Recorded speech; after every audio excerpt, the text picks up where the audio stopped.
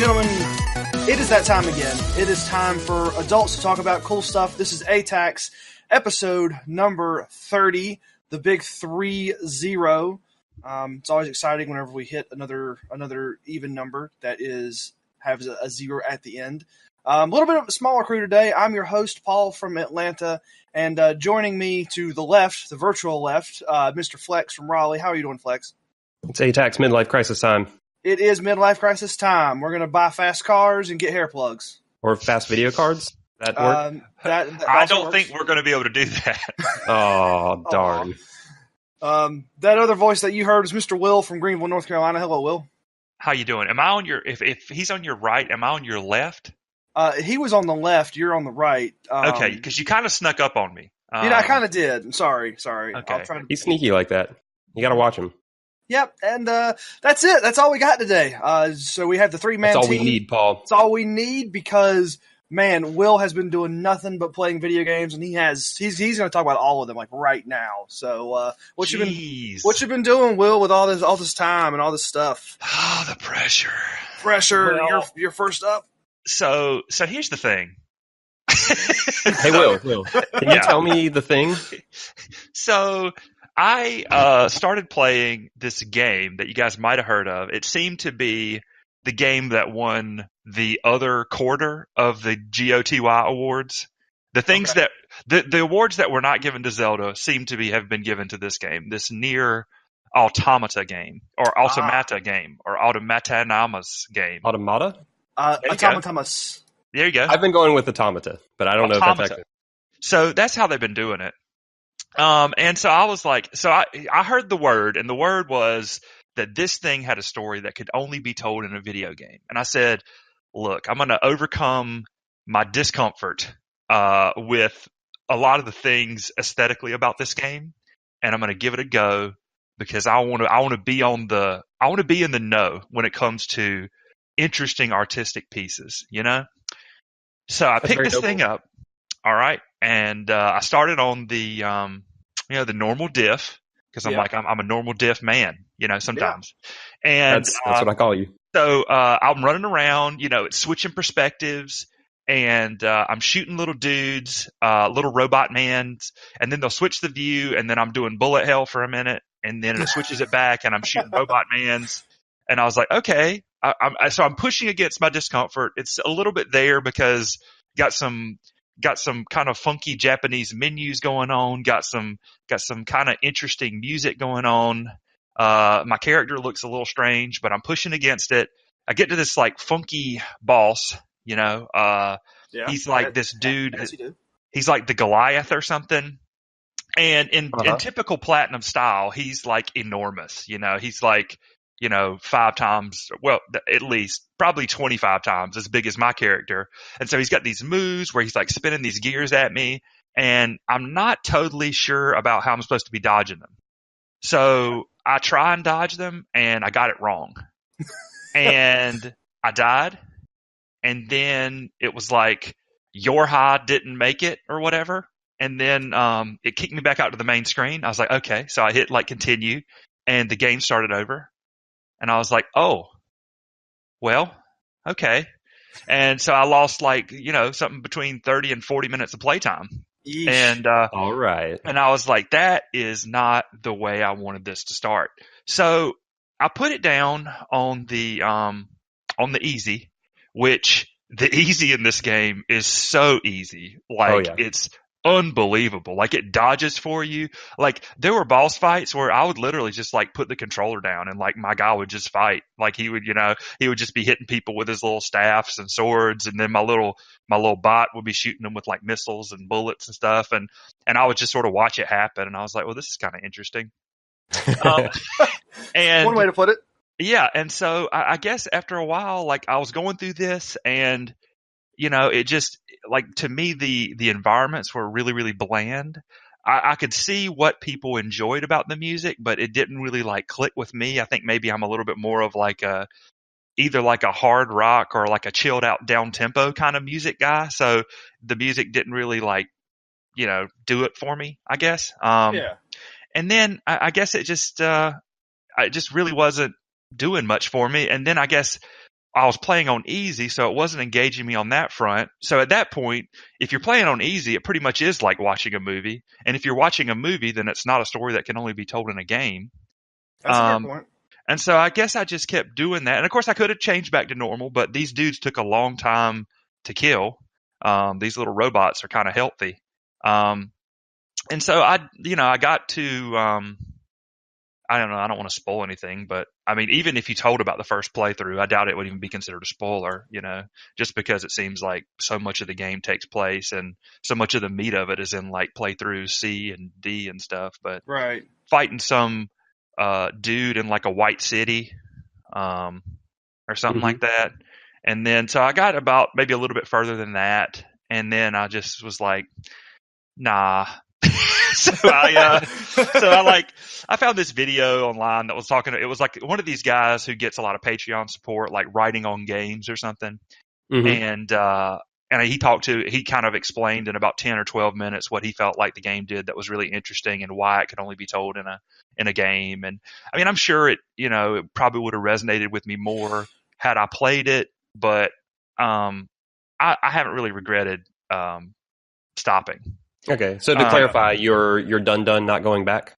Yeah, I think I'm good with that. And that video, and that's from the Writing on Games YouTube channel. And that video, I think, does a great job at explaining why that game works, like why its narrative works so well as a game. And it's also stuff that you wouldn't see until...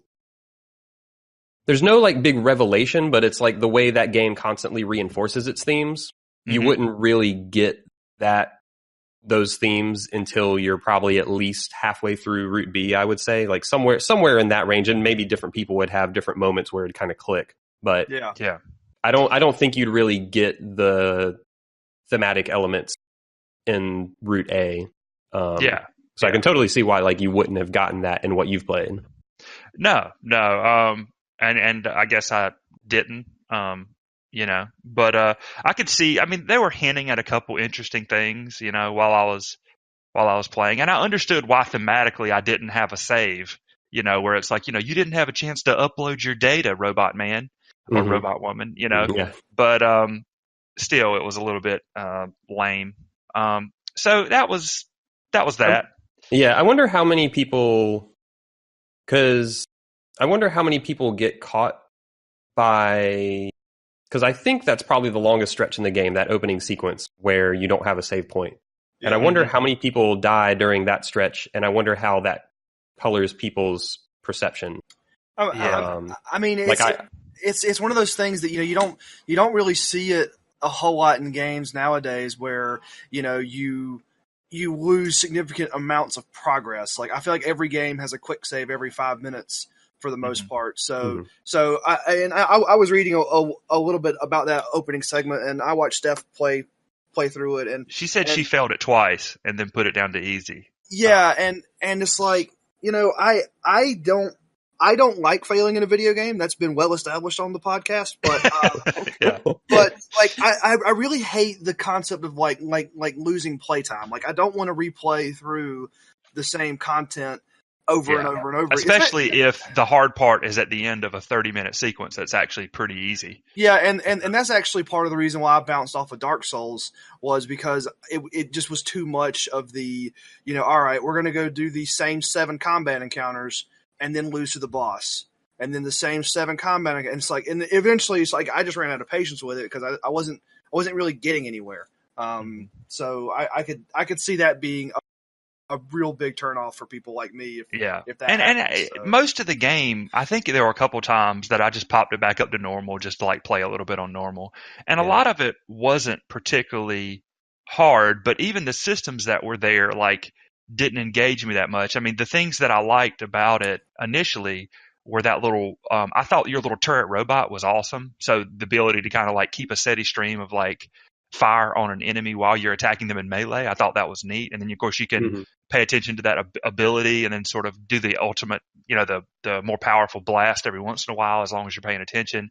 I thought that was pretty cool, but then I was like looking at how to upgrade him, and there's something I could buy, but to buy it I needed like 15 tree seeds. And like, I was like, what the hell? I don't want to go looking for tree seeds. I mean, I had found like 2 like randomly sitting around. And then a lot of the items I was picking up were like, you do more melee damage for 15 seconds, you take less damage for 15 seconds. And I was like, oh, these are stupid. Like, I don't know. Like, maybe that's a system that other people like dive into or find engaging. I was just like, let me just sell all of these because like, I don't want to be thinking about that while I'm fighting, whether I can hit my little 15-second booster shot or whatever. I don't know. Right. Yeah. Anyway, so yeah, I'd be curious to keep spoilers out. I'll be curious to talk to you about this off air some. If you did find any of the themes enjoyable, and it's probably hard to really like digest that if you don't like see the entire game firsthand, because it's like there's no like big revelations necessarily. It's like just like it just keeps feeding you, like reinforcing the theme little by little as you go. So right, it gets stronger like the more of it you see, I feel like. But yeah, I'll be curious to talk to you about it off air. But yeah. sorry, it didn't click with you. Oh, I mean, it's fine. That's how it goes sometimes. You know, that's how it goes. But now you know. You experienced it firsthand, so now you know. Yep. Well, sort of. I mean, I experienced like 6 hours of it firsthand, but apparently it's more than that. So that was one Japanese game that I played. Another one that I played was a game. I finished up probably close to maybe about a week after we finished our last podcast. Was The Evil Within 2. And the first Evil Within came out, and especially since Nate isn't here, it was bad. Yeah, and, yeah, you're not wrong. I'll agree with you there. Yeah, and so all these reviews came out for the second one, and they were like, "Oh, this one fixes everything that was wrong with the first one. It's like really great, and it's got these cool open world parts." And so I picked it up and played it, and I mean, to me, the controls were still a little bit awkward. The storyline of the whole thing, it's just so like bizarrely quirky, and I think there's a part of me that has always been really sensitive to tone. And so if you show me a game where the tone is all over the place, like, and some of these Japanese games are just like that, like this Evil Within 2 is like that, like Metal Gear Solid 5 is definitely like that. Yeah. Like these sort of, it's like this weird, like, it kind of oscillates wildly between like cutesy and attempting to evoke serious themes, Yeah. So, on the one hand, you've got, you lost your daughter, you thought she was kidnapped, and you figured out where she is, and you're this tormented father. And then there's this little cat with a bow that like leaves you presents. You know what I mean? And like, it's just, I don't know, something about my mind. I think my mind just does not have the flexibility to reconcile these two things. So to me, it makes the whole thing just like living in a Twilight Zone when I play some of these games that sort of try and attempt to touch on these themes, but the tone is so all over the place that it doesn't really work. So, and the story itself was just kind of garbage. Yeah. I liked some of the kind of stealth gameplay. I liked some of the kind of resource management that went on in it. But yeah, to me, it was like, infinitely inferior to games like Dead Space, the games who have done this thing really, really well. Yeah. I mean, that's how I felt coming out of the first one. It was like, oh, this is just not as good as Dead Space or Resident Evil 4 or things like that. And it's not really giving you anything new to chew on anyway. It's not like iterating on the formula or like expanding on it in any meaningful way, in my opinion. Yeah, I mean, I think it tries to go for more stealth than those games, but I didn't, and I get the impression you're on this with me, is I didn't think the stealth was that great in Evil Within. And it's not in this one either. I mean, you're not really given a lot of feedback. I mean, mostly it's just sort of like eyeballing it. It's like, well, is this guy turned around? Is he not turned around?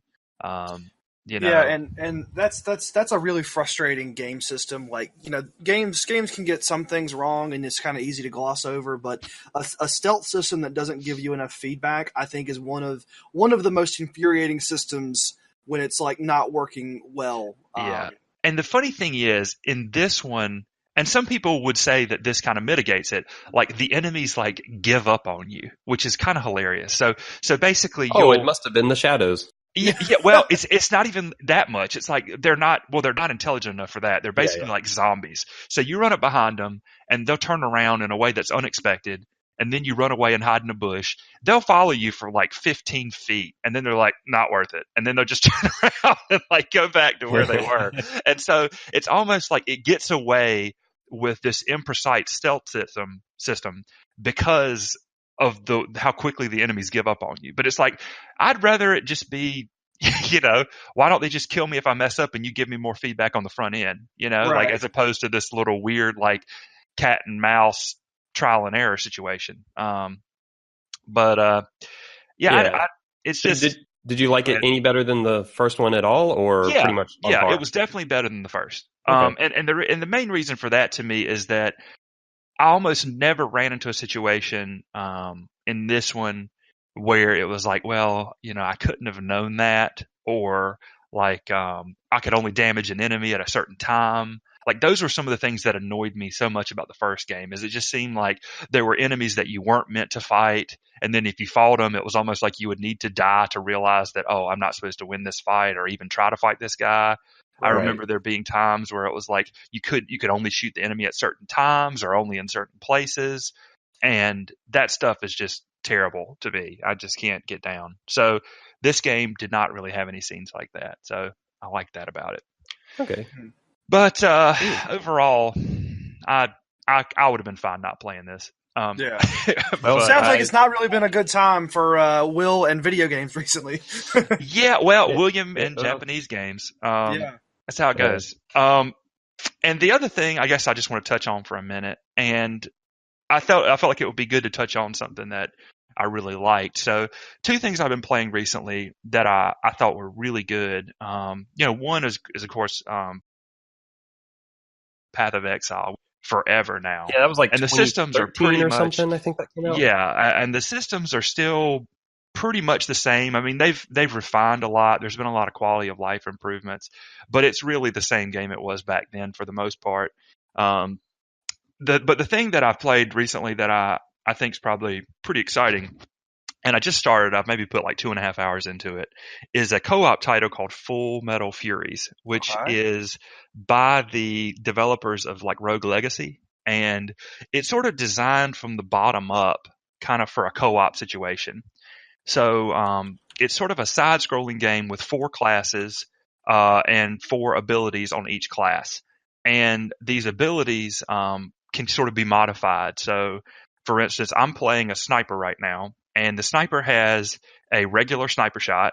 The sniper also has a mine he can drop and then detonate with the same button. He has like a hook that he can throw across the map, and like it'll pull him all the way across the map. And so that can kind of get you around quickly. And then the 4th thing is sort of like a sniper shot where it's sort of like a super ability. So it takes a while to recharge, but whenever you hit this button, it slows down time, and then you can hit the shot, and it'll do a lot more damage than your typical shot. But, for instance, I was able to alter one of those, like an alternate for the hook is like a shield that you can put on. And so that will take away your hook ability and give you a different ability. And so there are 4 different classes with 4 abilities apiece, and each of these 4 abilities kind of has like 3 other variants. So there's a lot of like you can kind of customize the way that you it is a side scroller, but it's pretty challenging. And I mean, maybe that's not surprising for people who played Rogue Legacy. I never really did, but I mean, part of the whole appeal of Rogue Legacy was that it was pretty rough, and you had to ram up against it over and over again. Right. But one thing that this is kind of interesting is for each of the class, there's a color. So right now I'm playing the sniper. The sniper's orange. Certain enemies come out and they have like orange bubbles on them. And I have to actually shoot them before my partner can damage them. And he's playing a character that's called like a technician or an engineer or something. His color is green. Other enemies will come out with green shields. And you can shoot them and it'll knock them back. So it's not like you have to just sit here and take hits necessarily. And usually you can only shoot them like once or twice and the shield's gone, and then anybody can hurt them. But it kind of creates this sort of coordination that it's a relatively simple system, but it actually kind of creates some pretty exciting gameplay, like trying to sort of figure out who's got what shield on, and certain abilities will stun enemies or slow enemies down. And so we played it, and like visibly, it looks very much like your typical kind of side-scrolling sort of beat 'em up, albeit with different abilities. There's also an upgrade system for your abilities too, so you can kind of increase how much damage they deal and how much health you have. There's like a little upgrade system going on the side. But I will say that for the entirety of like the 2.5 hours we played, like we were entirely engrossed in it. Like the enemy variation and the amount of concentration it required to do well, was kind of keeping us right where we wanted to be. So if anyone wants a somewhat challenging but very engaging co-op brawler, this Full Metal Furies, I think, would be worth a look. And have you been playing that on PC, PS4? Yeah, PC. Okay. I'm not sure if it's on PS4 or not. It might end up being there if it's not already. I was just looking it up. It looks like it's Xbox One and PC. Okay. Yeah. So anyway, but that's kind of what I've been rocking, man. All right. Nice. Yeah. And so since you are the expert in all things co-op, this one definitely gets the Will seal of approval. Yeah, thus far, definitely. It is, like I said, I put about 2.5 hours in it. I don't know exactly how long it is altogether. Yeah. But thus far, like, it has entirely engrossed us. Well, and this is not a roguelike. No. Correct? No. This seems like it actually has a campaign. And right. it's got kind of a grid layout. It looks like the levels are laid out like Super Mario World 3. Or, yeah. No. Yes. Super Mario Bros. 3. Right? The third one that came out for the Nintendo. Yeah, Mario 3. Yeah, so it's got that. I was about to ask if you had like released Super Mario World 3 along with this. Look, let me try and explain myself. But yeah, so that's been so it's got a level select screen that's kind of like that. So you're going, it's like 1, 2, 1, 3, 4, kind of going through. So it does have a campaign. It's not a roguelike. Nice. The Steam page calls it a true cooperative. I mean, action RPG. It's the first ever true cooperative, or at least it's the first time someone's thought to say that. And Mm-hmm. and now we're gonna get all sorts of games that will now have that tagline. Right. I mean, Wonderful. But I could say I played the first. You know, there you go. You played the first. Yeah.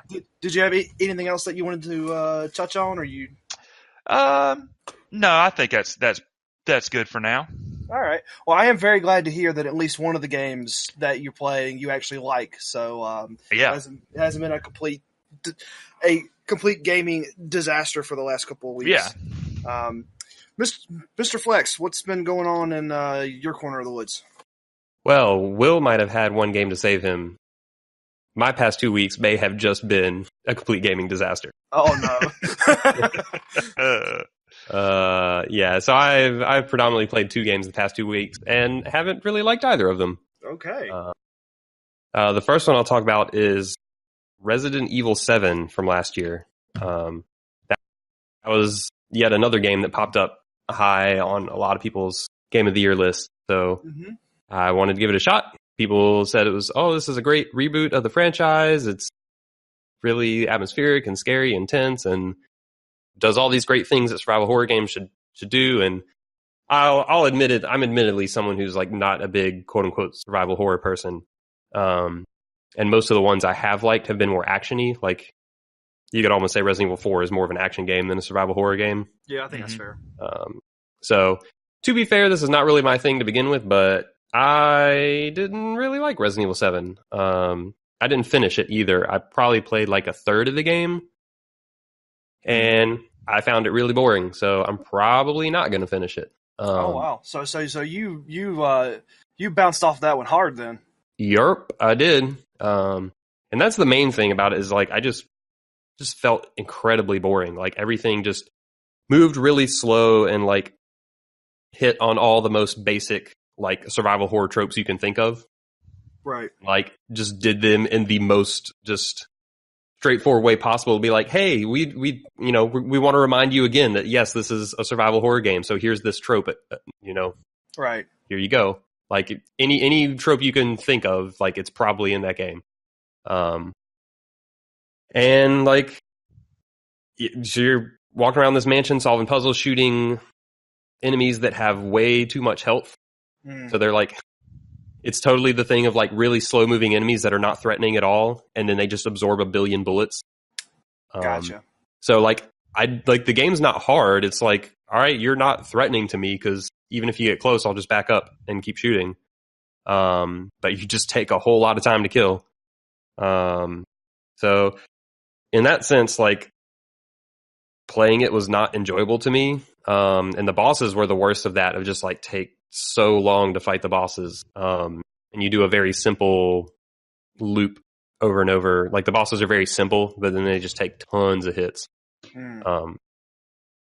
Yeah, and I mean, I guess, you touched on, like, the game being like slow, and I guess because I've not played it, but I did watch almost an entire Let's Play from start to finish of that game, because I don't do horror games very well, and I don't know, like, it seemed like all of that stuff was sort of meant to like build tension, but I guess if it's not working to build tension for you, then it would just seem kind of like, okay, cool, well, someone wake me up when something else happens, because this is Walking Simulator right now.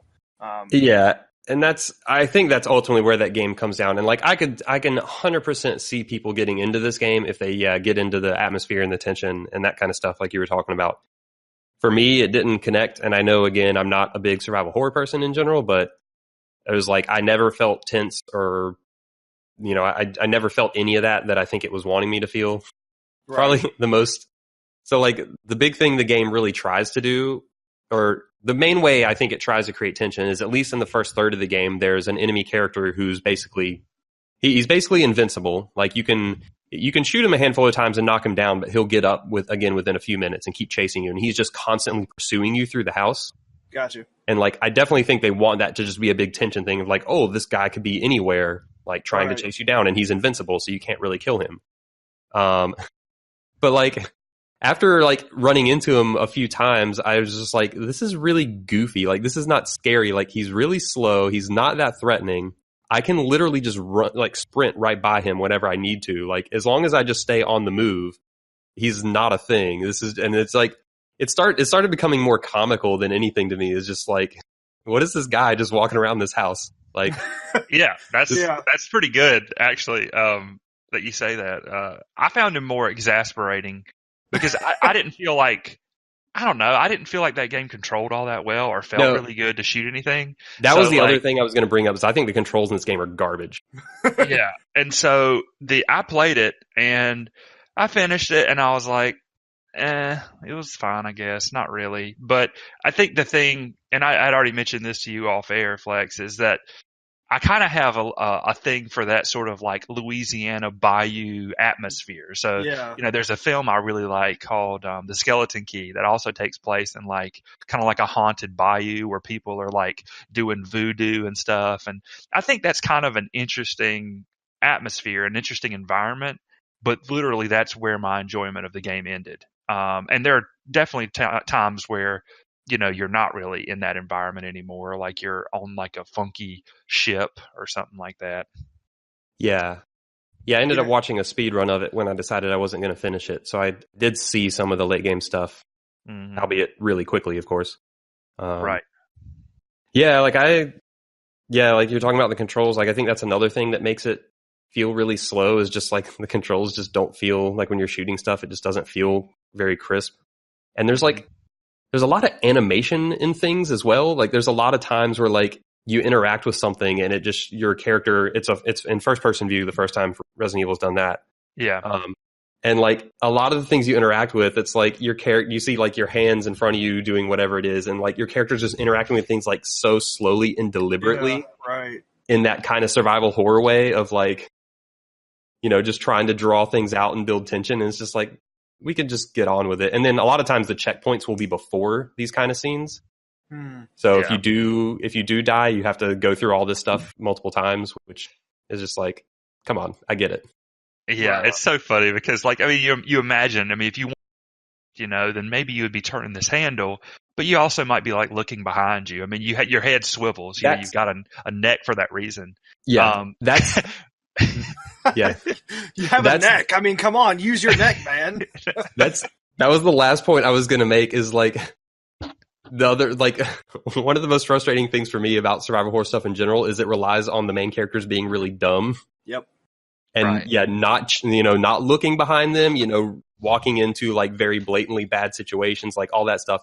And that stuff is so present because, what Will was saying is totally right. It's like, while you're going through this long animation of like turning this handle or whatever, it's like you should probably, make sure something's not sneaking up behind you because, of course, something always does. It's not scary if you can predict it every single time.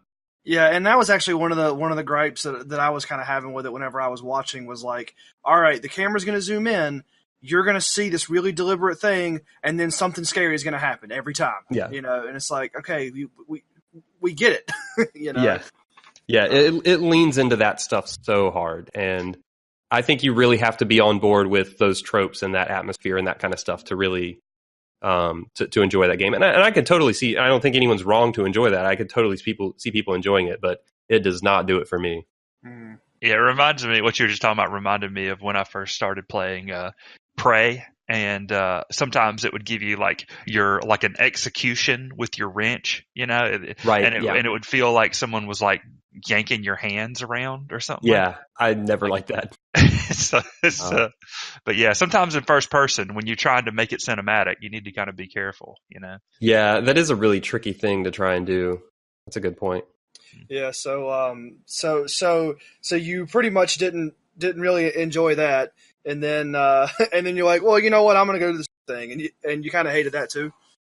Yep. So the other game is Metroid: Samus Returns. Okay. Which is the 3DS. Well, I mean, full disclosure. You are generally a Metroid fan, so yeah. So yeah, I guess kind of contrasted to Resident Evil 7, where in that case I'm not really a survival horror fan. This one I am traditionally a very big Metroid fan. Mm-hmm. Even though I don't like all the Metroid games, but this one is a remake of Metroid 2, which I think is it's one of my least favorite Metroids, is Metroid 2. Yeah. And I've always felt that a lot of that was the limitations of, because that game was on the original Game Boy that came out in like 1989 or something like that. Right. Or 1990 maybe, but I always thought like there must have been some limitations on the Game Boy and stuff, and they finally did a remake of it and still have a lot of similar problems. And in some ways, the ways they changed it, I felt like weren't even for the better. The main thing they changed was just made it a crap ton longer, which just made it feel like the progression was spread really thin. Because most of my favorite Metroid games are pretty tight. Like, you think of like Super Metroid, like that's a pretty tight game. Like you're just constantly seeing new areas and getting new stuff. And then this game is definitely longer than Super Metroid by a good margin, and does not have the same variety of areas or enemies or upgrades or anything like that Super Metroid has.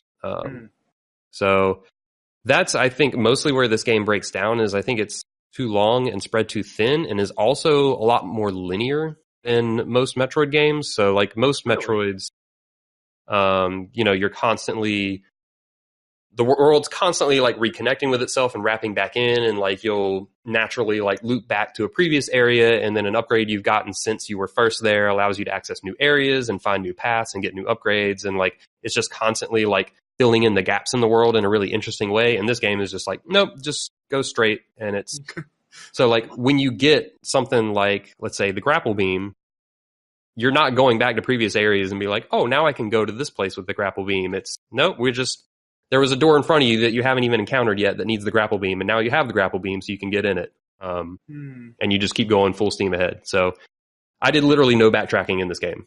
None at all, really. Yeah. Like that is surprising for a Metroid game. Like it does sound like it would be my ideal Metroid game. Yeah, so that's the funny thing, is like I could totally see this being some people's favorite Metroid game, and it was on a lot of top 10 lists last year. Like this is a very much just a straightforward action. And like, there's totally a place for that. Like, I like plenty of straightforward action games. I just don't think the action of Metroid has ever been the best part of Metroid. So, like, I just don't think it's, like, an amazing action game. Then that's where I think it falls down predominantly, is if they want to go for that style. I think they just need to execute it better. Right. And there's also, like, there's a lot of that comes from the repetition, which I already kind of mentioned, is like, so, like, if you're not familiar with Metroid 2, the story is, as Samus, you're going back to SR388, which is like the Metroid homeworld, and you're trying to eradicate all the Metroids. Right.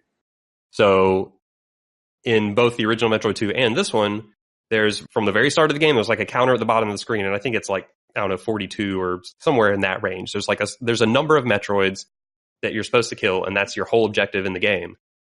And like, of those 40-something Metroids, there's like maybe 3 or 4 different types of boss fights within them. So if you think about that, like, you're fighting the same Metroid boss fights, 40-plus times. No, thank you.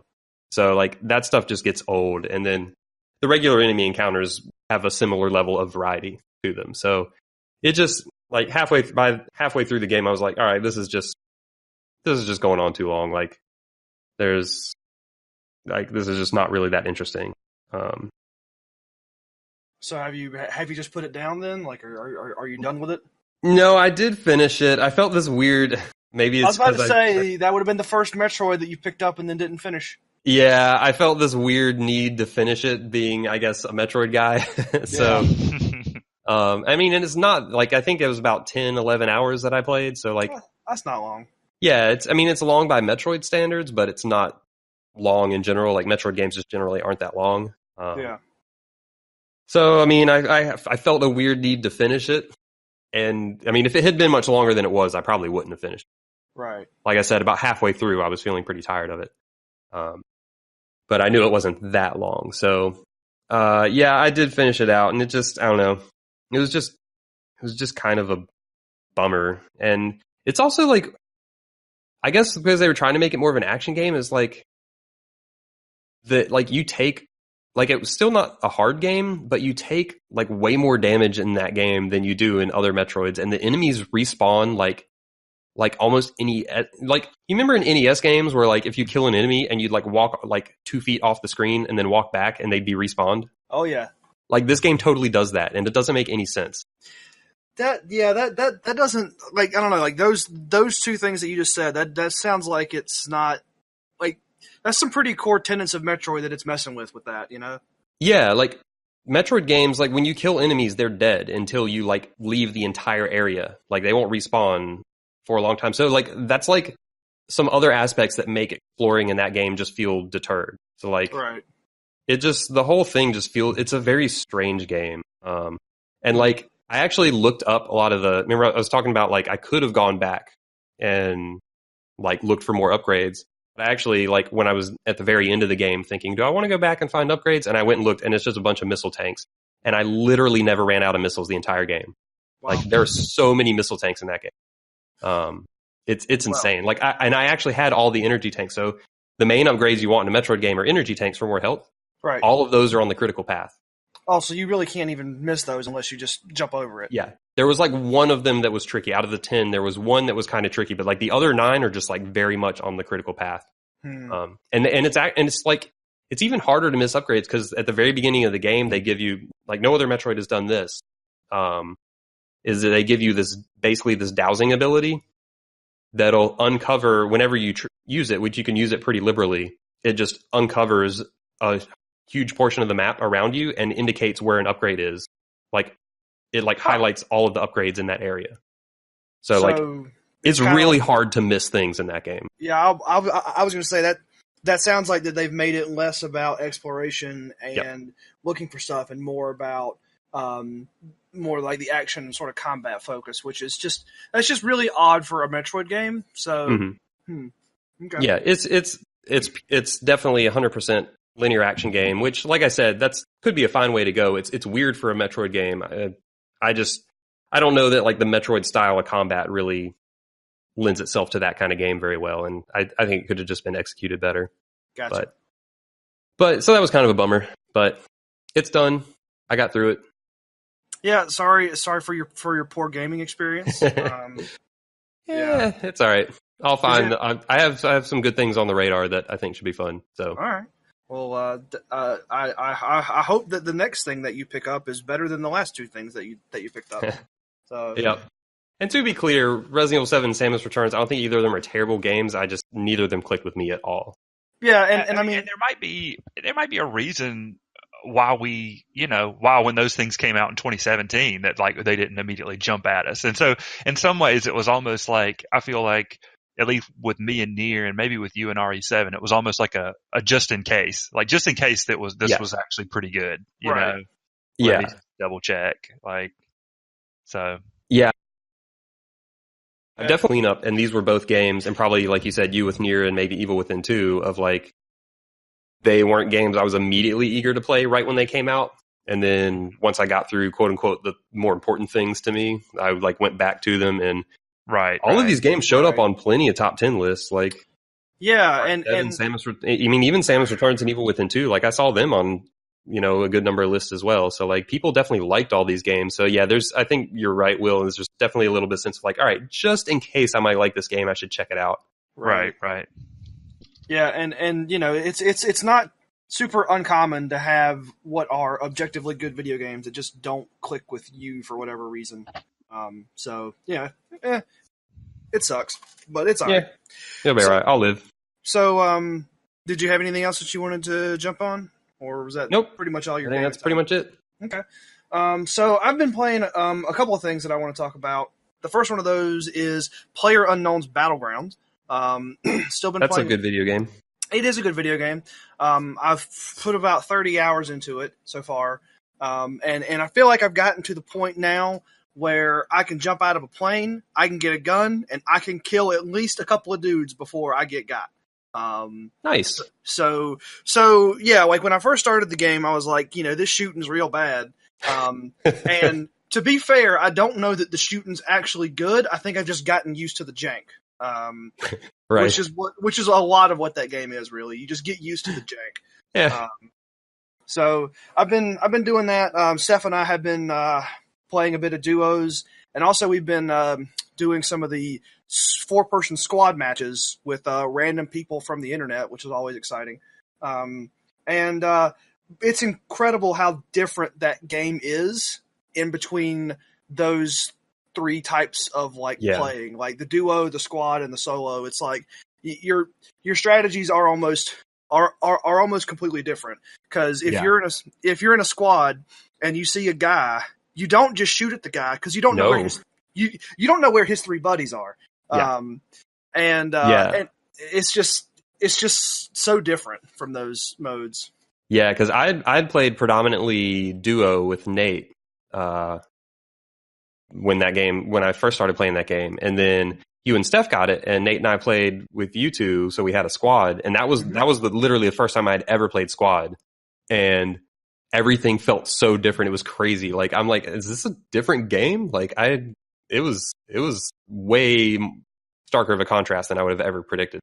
Yeah, and so Steph and I'll go ahead and plug. I think it's called Stone Mountain. No, that's not it. The Mountain. Stone Mountain's in Georgia. So some guy's out there who has some sort of product called Stone Mountain, and he's like, yes, finally. But anyway, it's a. Paul's like, shut up, Will.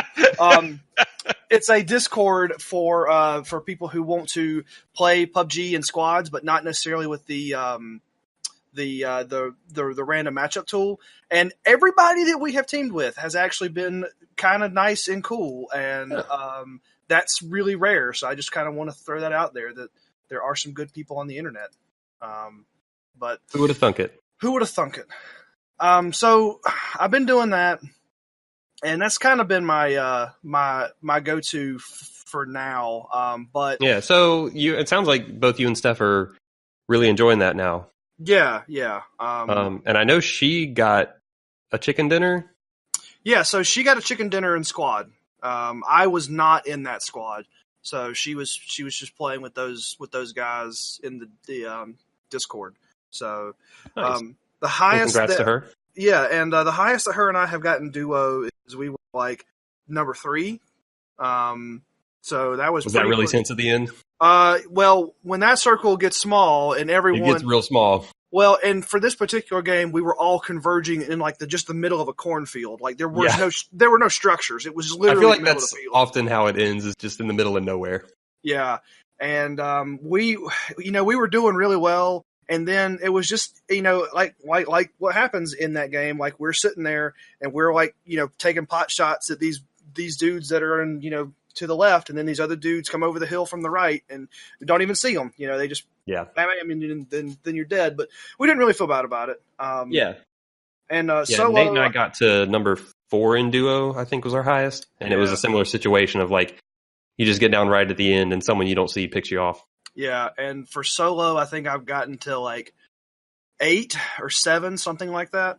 So not quite as high, but for that particular solo game, I think I killed like 6 people, so I was feeling great. Nice. I mean, in my mind, anytime you kill more than 2 or 3 people, that's an amazing game. So maybe not chicken dinner, but like side biscuit. Yeah, just like some maybe some mashed potato there too. I like it. Right. Yeah.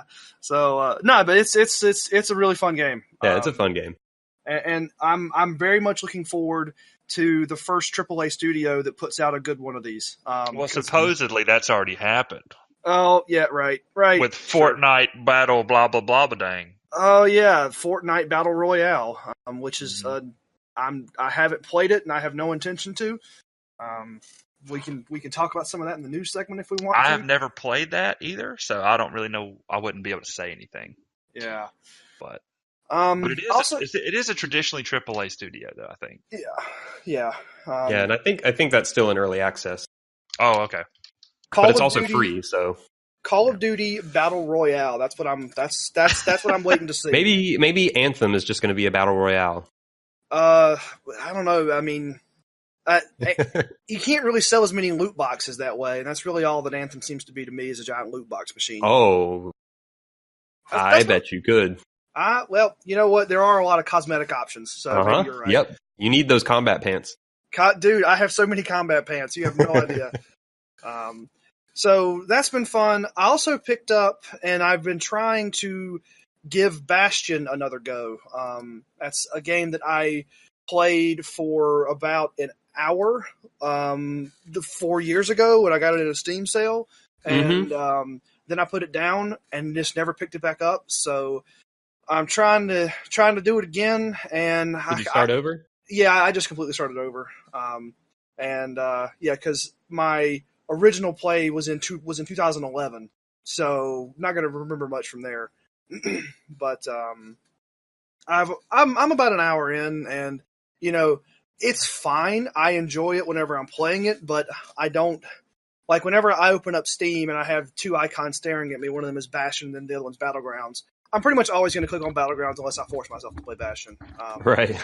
So I don't know if I'm going to finish it or bounce off of it again, but I wanted to give it another go because it is a good game. I do like what I've been playing. It's just clicking on the icons hard for whatever reason. So sometimes icons are hard, man. Yeah. I don't know. You got to think. It's an opportunity to hear the track "Spiking a Rail." I think it's called. Yes. And if there's a chance that I'm going to hear that song when I click on an icon, I might do it some of the time. Well, yeah, and I mean, like everything around that game is real good. The narrator's awesome. The music's great. The gameplay feels good. I can't explain it to you. I just look at it and go, but I'm just going to go shoot a dude instead. So that's what's been happening recently. But we'll see. I haven't given up on it. I haven't officially bounced off of it yet. But I think I played it for a couple of days and then I put it down, and it's probably been about a week now. So I should either pick it up again or it might just get lost. So, the very last thing that I've been playing is one of Flex's favorite games.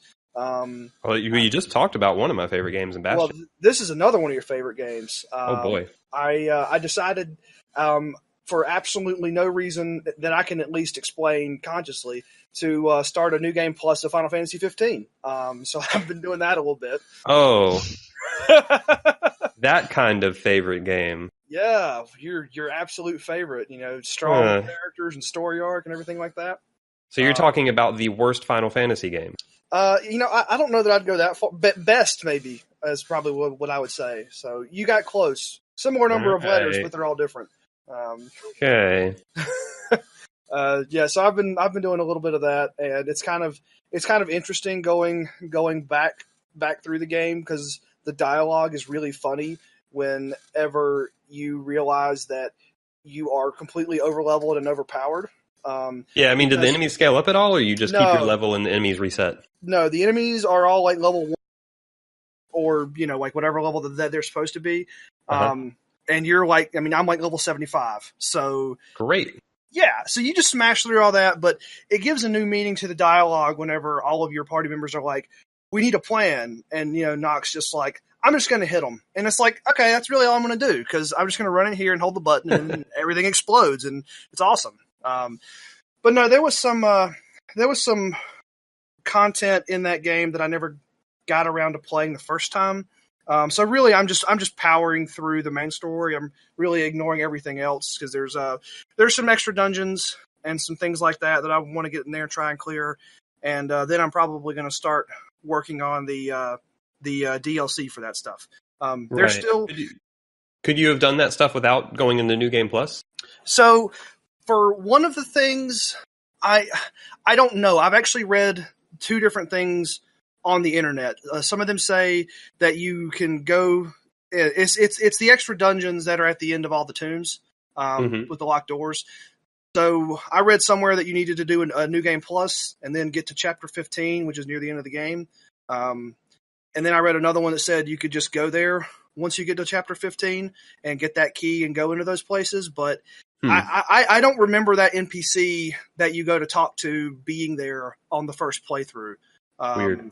So I honestly don't know, but I do know that I've only put in about 4 hours and I am already just about to the point of no return as far as the story goes. So it moves real quick. Yeah, if you I imagine so. Mainlining it. Yeah. So anyway, and I'm mildly interested in some of the DLC. So I figured running back through the game and getting reacquainted with, how some of those systems work was probably a good idea before I, plop down for any of those episodes. And fun fact, they're still adding cutscenes and dialogue to that game. So yeah, it's a platform. Great. Yeah. And your story-driven game that most people only play once. It's good to update the dialogue. Yeah, I mean, at this point, whenever they release the Final Fantasy 15 Definitive Edition for the PlayStation 5, that might be actually the version of that game that you should have played. So, yeah, so is this game actually secretly still in early access? I think it's out of early access at this point, and I think now you can just say it's getting minor content patches. All right, great. But that's also a recent event as well, so but they have added multiplayer or are adding multiplayer, which is interesting. Okay. Yeah, don't worry about it. I wasn't planning to. All right. Well, that's about everything that I have been playing. So do we want to take a quick break and come back with some news, or do we want to go ahead and roll on out? I'm good either way. Will, do you have a preference? We'll go ahead and take a break. All right, so we're going to take a break, and then we'll come back and we'll talk about a couple of news stories.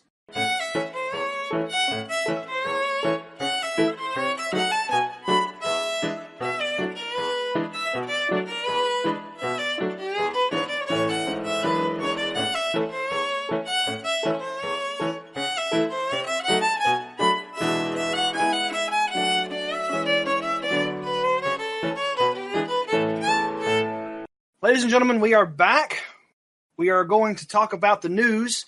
We are adults. We're talking about cool stuff. This is episode 30, and it's we're gonna bring back the news segment because we haven't done this in a while. But there's been a couple of things that have popped up that seem to be significant enough. The first one of those that we want to touch on quickly is the graphics card shortage.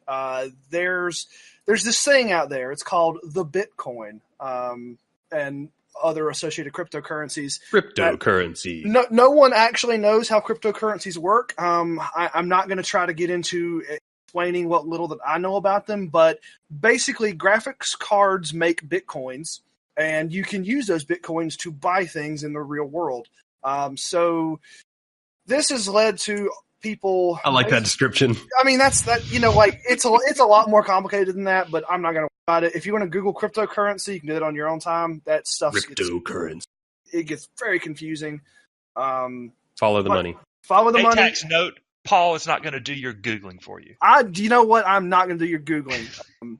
But so people have been actually purchasing a whole lot of graphics cards for the express purpose of using them for cryptocurrency mining. And that has reached the point now to where if you are trying to build a new gaming PC, you're either going to pay exorbitant prices for what cards are out there, or you could be in for a long wait. I know that I bought a 1070 about a year ago, and I built my wife's computer about a year ago that also has, I think, a 1060 in it.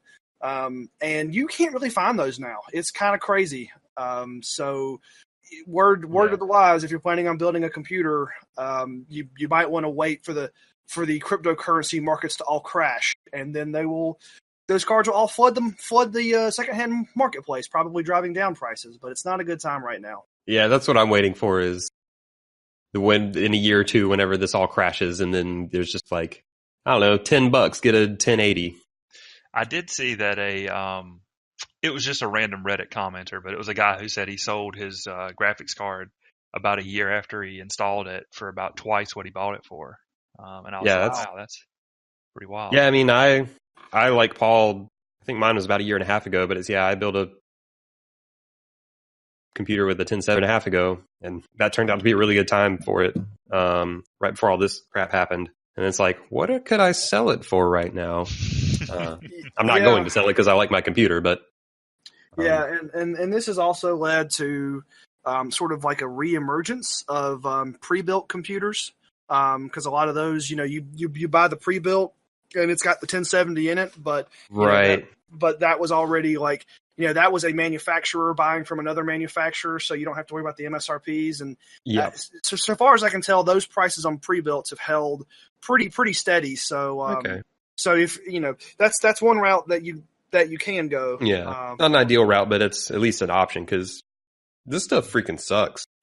Yeah, I mean, so the GTX 1080 is somewhere around $550 according to this article from Kotaku, but it's been going for over $1,000. So I mean, it really has been doubling in price. Yeah, pretty much everything I've read is like, graphics cards are basically twice as expensive right now. Yeah, if you can even find them. And that's the other hard part, is like, sure, maybe you do have a lot of money and you're like, I don't care, I'm gonna throw money at this problem. It's like, well, first you have to actually find cards, because most of them are being sold out online like consistently. And then if you go to one of your big box retailers that do stock these kinds of things, there's reports that, the store's open at 9 and then every video card in the store is gone by 10. Yeah. So it's it's nuts out there right now. Yeah. So, all right, hear me out. Okay. The Xbox One X just came out in November. Yes. What if Phil Spencer, head of Xbox division, buying all these graphics cards? And it's like, there's never been a better time to buy an Xbox One X. Conspiracy. I'm just imagining Phil Spencer. You get an Xbox One X for like, what is it, $500, $600? Plays like all your games you want to play for like less than a graphics card. I'm really just imagining Phil Spencer sitting in a big boardroom with all these like corporate executives and goes, "All right, guys, we need to make 17 different cryptocurrencies," and then they just do that thing, and now everyone's mining for those cryptocurrencies, and that's how Xbox got back on top of the world. Yeah. But anyway, PCs were looking too appealing, and people weren't wanting to buy Xboxes anymore. So then they made the most powerful console ever made. Drive, root out all the video cards, and world domination. Profit. Yeah, profit. There you go. So now what I'm hearing is we just need to find a way to mine for cryptocurrency on Xboxes, and then no one can ever play a video game again. Yep. You know? Then we're done. Then we're just done. As Sony I'll go back to my Game Boy Color, which oddly enough can also now mine cryptocurrency. Everything's just mining cryptocurrency. Crap, we're doomed. WonderSwan. Really. So anyway, that's a thing that's going on. Stay tuned. It sucks. Like, anyone who's legitimately trying to build a gaming PC right now, like, I feel for you. That's terrible. Yeah, and probably moving as far away from video cards and tech as possible. Nintendo has announced the Nintendo Labo, or Labo. I don't know how they say it. Which is a cardboard. That's cool. It's a very Nintendo-like solution for yes, it is, for a gaming marketplace that is looking for innovation. You know, you have VR over here, you have high-definition consoles over there. You know, you have these all-in-one entertainments. Nintendo's like, dude, I got your cardboard, and you know what? It legitimately looks pretty cool. I'm very surprised. But then again, I'm also not, because it's like, of course, it's Nintendo. The only thing they can't do well is a modern online service or anything to do with the internet. So they're just going to make cardboard stuff. It's 2018 and they're selling you cardboard. And not only are they selling you cardboard, but they're selling you, like, you can even go get your own cardboard. And then you can print off, you know, like the little templates, and then you cut it and fold it yourself. And I mean, sure, you still have to pay for the software, but wow, this is good on them for at least recognizing that it's just cardboard, and for putting up the designs or whatever for you to cut out your own. This whole thing is dumb, and I love it. Yeah, Good on Nintendo for continuing to be one of the few companies just willing to do weird shit. Yeah, and we should say that it's coming out relatively soon. April 20th is the release date, and there's going to be two different kits. There's a one for $70, one for $80, and they're called Toy Cons, which to me is just frigging adorable. I don't know. I could do with a better name on that. Toy-Con, Joy-Con, come on, it definitely works. I mean, that's with the assumption that Joy-Con worked to begin with. You're not wrong. I'll definitely give you that. If you don't like Joy-Con name, you probably don't like Toy-Con. Yeah, that might be where I'm at. That might be, okay, all right, that's fine, I give you that. I'm really curious all right, the two things I'm curious about. One, how durable is this cardboard? Because presuming this is a kid's thing, I just imagine this cardboard getting shredded. More importantly, I'm really curious what the actual software is going to be like. Like how involved will the software be, or will it be like back to Wii style minigame collections? Yeah, really to your first point on cardboard, real quick. Cardboard's pretty magical stuff. I mean, you can have really, not great cardboard that falls apart, but I've handled some moving boxes that are pretty impressive. So I worry a little bit less about the cardboard just kind of falling apart. I mean, if you give it to a kid, that'd be good if it doesn't. Yeah, I mean, if you give it to a kid, of course the kid's gonna do more damage to it than someone who's older. But cardboard can be pretty sturdy, and I guess we'll just have to wait and see what kind of quality it is that they come out with. No, knowing Nintendo's history of peripherals, I'm not exactly banking on the highest quality. Yeah, you're not wrong there. I mean, it'd be nice if it was. I mean, also at the same time, like them going to cardboard for their peripherals instead of like the Wii Zapper or the Wii steering wheel or whatever else. Like maybe for less price they can get higher quality stuff, and this allows them to actually do it right. So I don't know. Yeah. And the other part, the software, I should have been a little clearer. When you buy the kits, whether it's the $70 or the $70 kit or the $80 kit, that's basically the cost of the game, basically. And I kind of expect that it is going to be more Wii style mini games rather than anything that's going to have any legs to it, because this just seems like it's something that, you know, you're not going to buy this and then, you know, like look at spending 60 hours, you know, playing Toy-Con Motorbike. Breath of the Wild 2, Nintendo Labo exclusive. Oh, goodness gracious me. But yeah, I mean, it seems really neat. It seems like one of those things that if you're a parent and you're getting that for your kid, that could be fun. Or like a neat sort of like party game kind of thing. But I don't see it being a super in depth in terms of like, you're going to spend like hours and hours and hours with these things. Yeah, no, I think it's a cool thing. And I think kids are probably going to get the most enjoyment out of just building the stuff. Mm-hmm. I hope there's at least one or two good mini games in there. Like, you know, Wii Bowling was fun. Like, if they can have something at least as good as that, like, that'd be great. Yeah. Like, I think there's potential for that piano thing to be pretty cool. Like, that was the one thing that was shown that was like, oh, that I would like to do that if they could come up with like some fun rhythm game or I don't know, something to do with that. Like, I'd be on board with that. But yeah, that's the biggest question mark to me, is just what the software ends up being. Yeah, and you know, for me, the really neat things are, you know, taking the Joy-Cons and putting them in like, you know, like the person or like the little bug or like whatever, and having it like vibrate around like a remote control. That seems pretty neat to me. But, you know, again, this is just stuff that's neat and fun, and I'm excited to see where it goes from the standpoint of, if this does work, then you could see a whole lot of those plastic peripherals that weren't as great. Some of those could start migrating to the cardboard, and, you know, that could be a fun addition. Yeah, if this takes off, I wonder, like, they could just go nuts with this stuff. They could pump out multiple new packs a year. I gotta say, I think that maybe, like, I don't know, like, I might be more excited about, like, the fact that your wife said Taco Bell has French fries now than I am about the Nintendo Labo.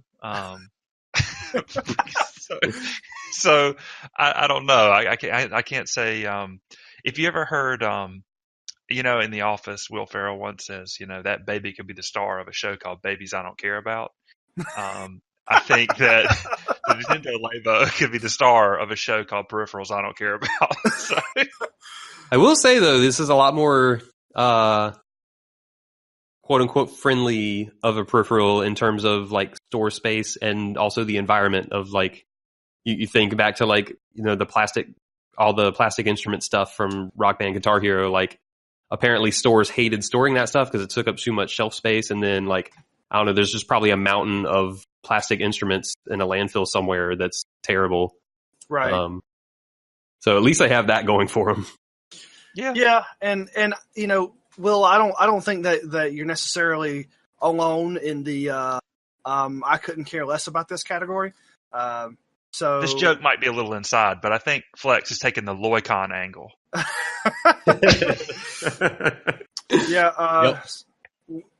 For our international audience, Loicon was a D&D character that was he was very focused on certain things. I think that's probably the best way to put it.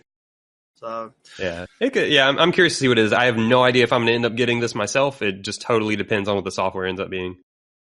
Yeah, it seems like it'd be kind of like a fun thing to have for, like, you know how there's those summer camps where, you know, like, kids go and explore science and build things and kind of experiments kind of things. I could see building a whole bunch of this and then fiddling with some of it being a perfect activity for kids at a summer camp. Camp Labo. So anyway, I think that's probably about all that there is to say about the Labo and the graphics cards. So just the last thing to wrap it up. Watching that announced straight, because, like, I had no idea this Labo was coming, and then, like, when that little video they had for it dropped, like, that was a really surreal thing to watch.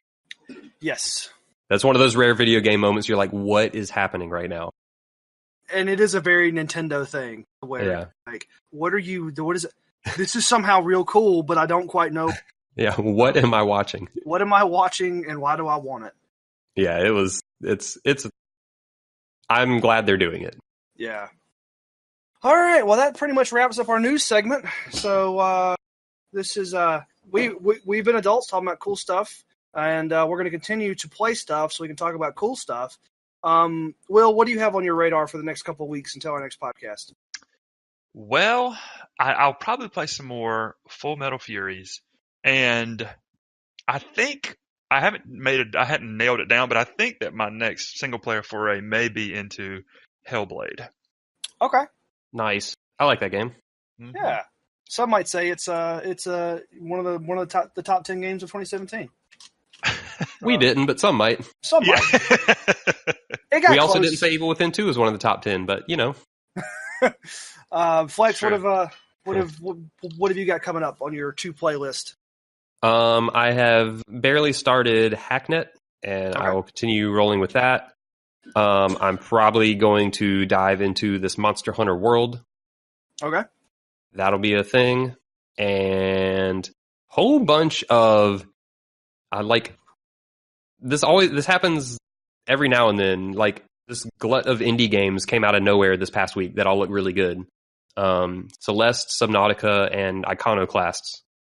So Celeste is kind of the one at the top of my list, so that may happen soon as well. So got some good stuff I'm looking forward to. That sounds awesome.